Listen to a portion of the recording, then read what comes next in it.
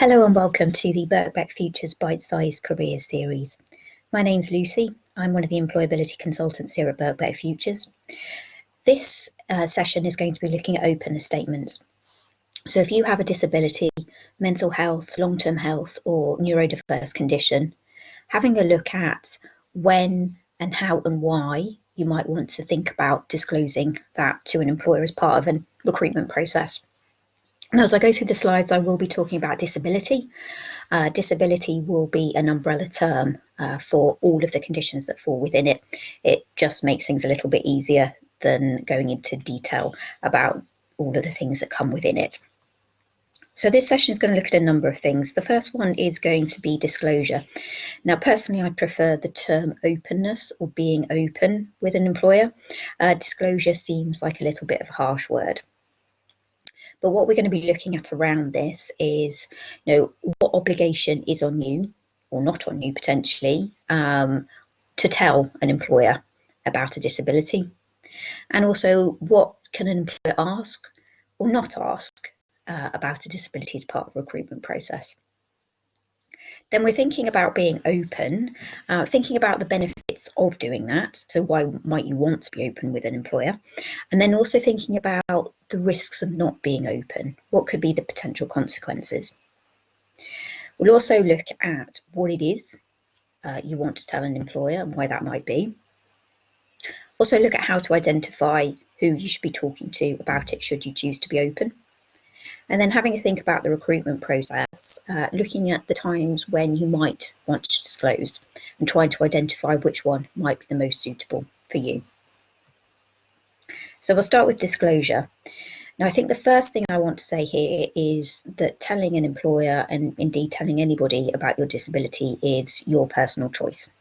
You should never feel pressured to tell somebody about your disability. There is absolutely no legal obligation to disclose a disability, so you have no legal requirement to do so. Employers are also not legally allowed to ask you about your disability until you have been formally offered the job. So that's all enshrined in law, which is Section 60 of the Equality Act 2010, if you want to go and have a look. Now, you might find that employers do ask questions around disability, and that's probably going to be on their equal opportunities form. So if you've noticed or had to complete one before, it's a separate document that asks things around gender, religious beliefs, things around social mobility. Now, this information doesn't go through to the hiring manager. It's taken away from your application form. It's simply there for the business to make sure that they are recruiting in a diverse way and that they're not disadvantaging any particular applicants. Now, something that employers can ask you about is about what adjustments you require through the recruitment process. The reason for this is because employers are required by law to make reasonable adjustments to a recruitment process or workplace if somebody requires it. Now, you don't need to worry about what is reasonable, and we'll talk about this in a little bit more detail as we go through the slides. But for you, if you are asking for adjustments to a recruitment process, you should ask for what you need and not worry about what reasonable means. It's very much a legal term. Now, adjustments are there to make sure that all candidates are on a level playing field when it comes to applying for jobs.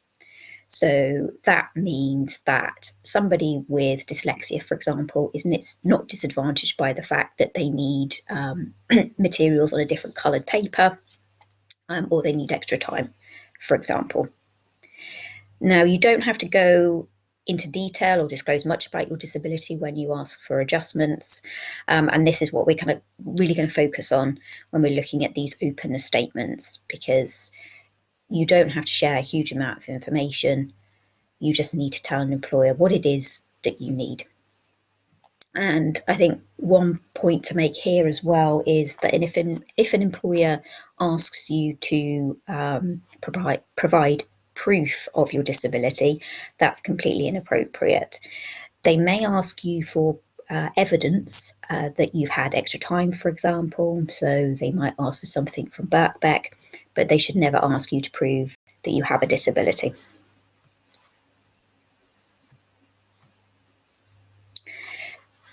So open. There are a number of benefits, and I think it's important to understand what the benefits and the possible risks are.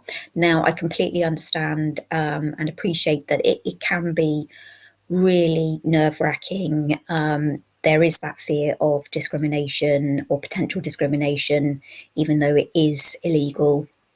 When somebody does talk about their disability with an employer, there's a feeling that actually you're not as good as somebody else. But there are a huge number of benefits to being open.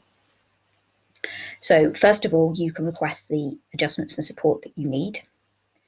As I said before, the adjustments are there to put you on a level playing field with every other candidate. If you don't ask for that adjustment or support that you need, you will unfortunately be put at a disadvantage. So the benefit would be that you will be able to perform to your best. You'll be able to demonstrate to an employer all those fantastic skills and experiences that you have and really show your value to that organisation. You can also discuss your disability positively with an employer, and what I mean by that is if you disclose a disability, you can then talk about it in terms of your experiences, in terms of the skills that you developed. So for example, if you have dyslexia, it might be that you are able to think things through in a different way, look at problems from different angles. It might be that actually having a disability has made you incredibly resilient, and by disclosing, you can then use those as your examples and really talk to an employer about all the positive things that have come out of that. You may also have gaps on your CV or application. You might find that grades weren't as strong as you maybe hoped. It's an opportunity to explain that. Often there are mitigating circumstances boxes on application forms, but by disclosing your disability, you can explain it. What employers don't like is kind of things that make them question things. So if there's a gap on your CV, they might be thinking, okay, why? As long as you explain that gap, that solves that problem. And I think the final point is you can be yourself. And I think it is a part of who you are, and being able to make sure that you're getting the support that you need, that you can use those examples, you can absolutely be yourself.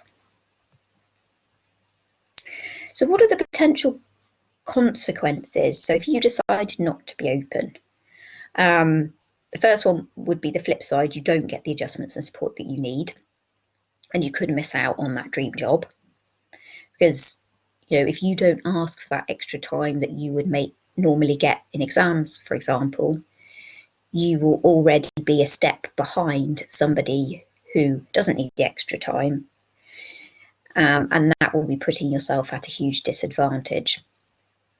And missing out on something you really want can be hugely disheartening. And most adjustments are really simple and easy to make, and many employers are incredibly used to doing so. You also need to be quite timely when you're telling people about what adjustments you need. I talk from personal experience as a graduate recruiter. It's very hard to put adjustments in place if you're only told 24 hours before or on the day, because it can absolutely disrupt the process. Normally, assessment centres or interviews are set up in a very structured way. People need to be at different places at different times, and actually if you throw extra time, because that can cause an issue. Let people know early on that won't be a problem, but what you don't want to be doing is causing a bit of an issue for your potential future employer. But as I said, with anything around being open, it's absolutely your personal choice. So this has to come from you and you being comfortable. This is really just looking at the benefits and the potential consequences that you can have a think about it. So what do you actually want to tell an employer, and why might that be? Now, I think absolutely only tell an employer what's relevant. So you don't have to go into a huge amount of detail about what your disability is. Most employers won't have a clue. So if you start going into medical terminology, they'll just be like, oh, hang on a second, this isn't actually helping me to work out what adjustments and support you might need. Make sure that you find out what the recruitment process involves, because that will enable you to identify what support and adjustments you might need, because you'll be understanding exactly what you're going to be asked to do and what the challenges might be for you. We're now going to move on and have a look at openness statements, because having and practicing an openness statement can really help you when you're having those conversations with an employer, either via email or over the phone, depending on what is most appropriate. So what is an openness statement? Essentially, it's a bit of a checklist to follow. So the first point is, this is my disability or condition. The second is, this is the implication for the recruitment process. And the third is, as a consequence, this is what I require. Now, it's pretty concise, short, and to the point. And here are some examples to give you an idea of what I mean. So with an anxiety disorder, for example, the condition is I have an anxiety disorder. The implication is I'm very nervous and anxious, particularly in new situations. The requirements are, it's useful for me to have an orientation visit prior to my interview, a schedule of the day's events, and for people to be aware that I may be more anxious than others.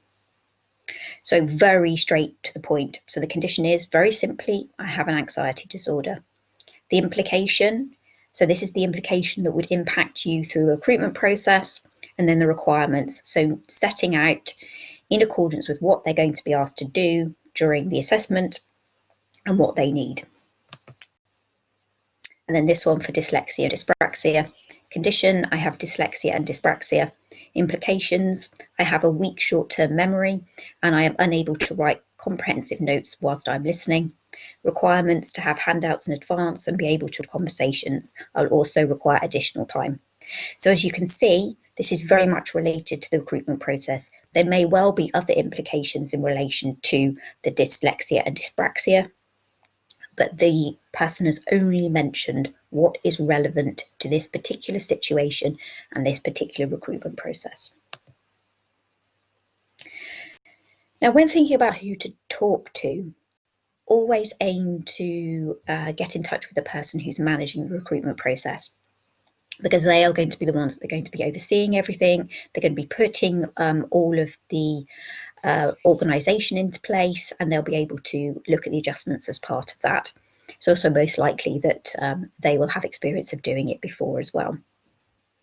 Now, employers, good employers, typically have a named contact that you can get in touch with around adjustments. So see if you can find that out, because they will be somebody who is used to having these types of conversations. And in terms of conversations, absolutely be prepared to answer any questions an employer might have. You are the expert in your disability. They're going to want to check and make sure that they're understanding everything correctly and that the right things are being put in place for you. One other thing to note is make sure that you get a written record of the adjustments that have been agreed. That's just so that you have a record, the employer has a record, so everybody knows exactly what is going to be set up and you've agreed and you're happy with everything. Now, when to tell an employer? As I said, obviously telling an employer is completely your personal choice, as is when you do so. There are a number of stages, and I think sometimes something that people think about is, if they don't need an adjustment at a certain stage in the recruitment process, then they don't disclose. They only disclose when actually they need the adjustments or support. As I said, again, it's a very personal thing, so that might be what you choose to do, or you may choose to be completely upfront about it straight off. So you might want to do it before applying. That might be where you need help with the application form, for example. You might need it in a different format, or actually you want to have a conversation with the employer about how disability confident they are, because that might inform your choices.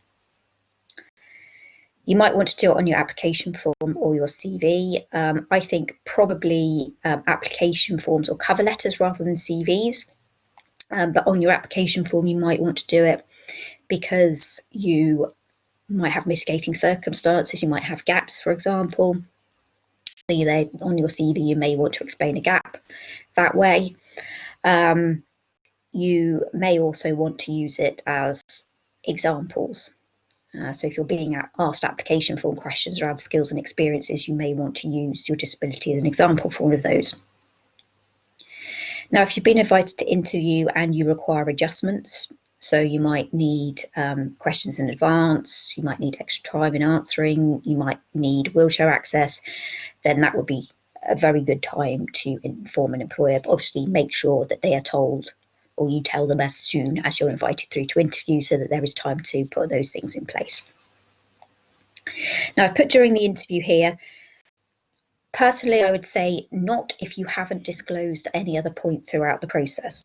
The reason behind that is you could potentially throw an interviewer, just because it's something that they're not expecting, not for any other reason. Often people do get a little bit nervous because they're not sure what to ask, what not to ask, what to say. So it can potentially throw an interviewer. But I would say absolutely, talk about it in the interview if you've disclosed it elsewhere, because it may well be the strongest example that you have of a particular competency, for example.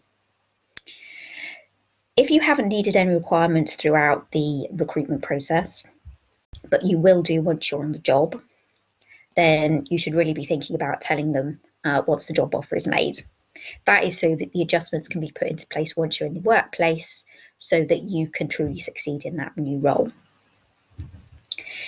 If you don't need any requirements through the recruitment process or when you start, but you might want to flag it to employer because something could potentially happen in the future, for example, a relapse, you may want to let the HR team know or your line manager know, so that it's on record and that they can support you should they need to.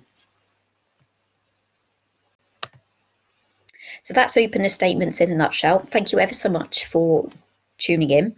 We will follow this up with looking at strengths. So how can you use your disability as a strength? If you're interested in the ability programme, which is the bespoke careers and employability programme and work placements for students and recent graduates with a disability, get in touch with us at employability@bbk.ac.uk. Thanks for tuning in.